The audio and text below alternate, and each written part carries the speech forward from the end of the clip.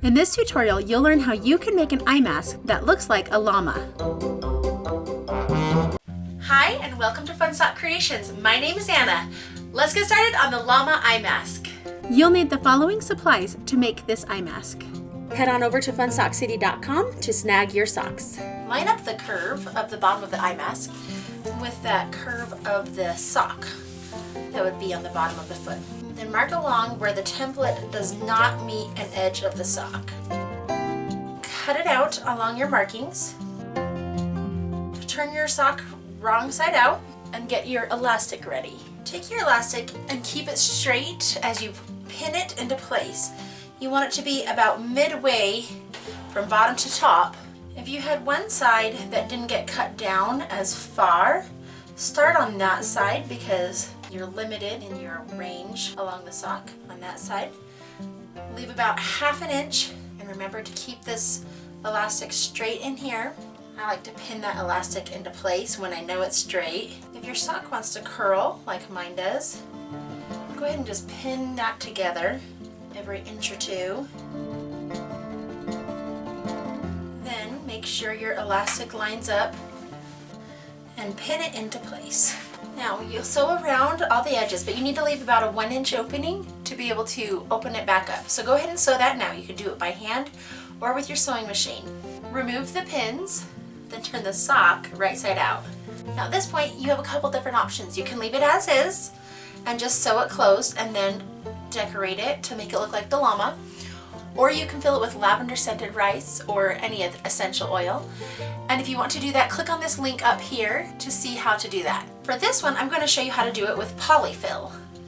Take small pieces of Poly-fil and push it into there. You're going to just create the desired fullness that you want. And then hand sew this opening closed.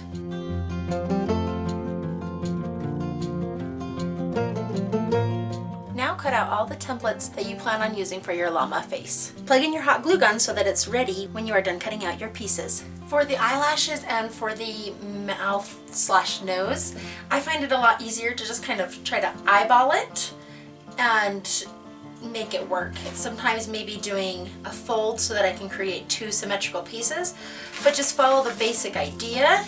And if yours turns out slightly different, no big deal, just as long as you like it. The pink hair may need to be adjusted further back or bring it forward. If you want to glue it further back and just wrap it over the top, that's fine, or you can always cut it off a little bit shorter. But the first piece you'll start with is the mouth area. Begin by gluing the black onto whatever color you chose to use for the backing. Be careful not to burn yourself. Look at where that lift comes in the eye mask and you'll put this mouthpiece right above there.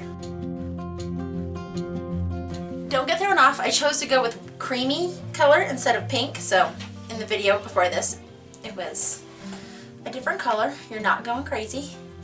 I am though. In the comments tell me which color you would have chosen for the hair.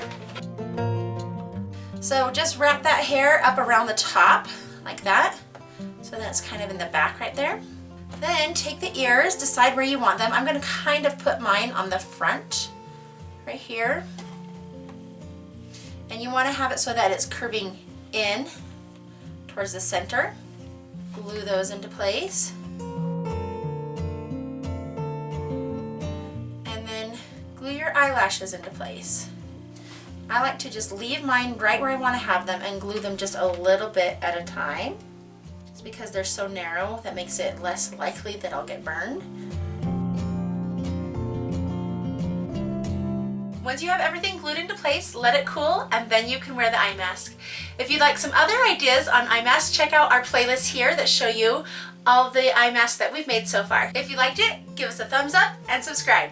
See you next time!